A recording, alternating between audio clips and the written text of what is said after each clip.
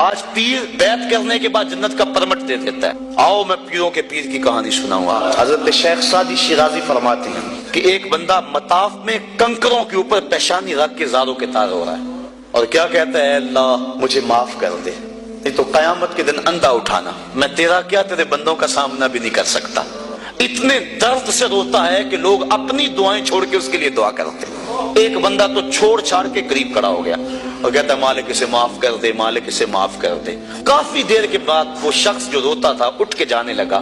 اس کو تجسس تھا کہ میں دیکھوں تو صحیح یہ کون ہے اور اس کو تسلی بھی دوں کہ اللہ بڑا کریم ہے، تجھے معاف کر دے گا۔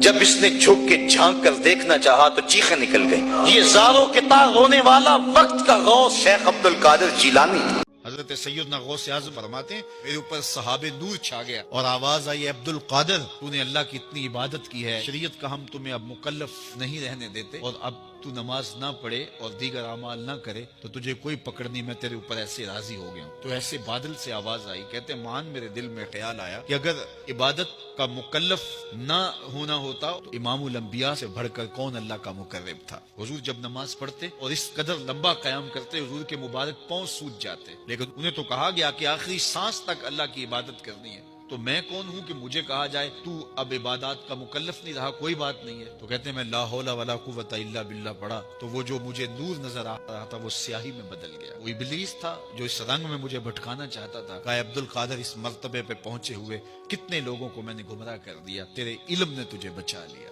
تو میں نے کہا ظالم میرے علم نے مجھے نہیں بچایا، میرے اللہ کے فضل نے بچایا۔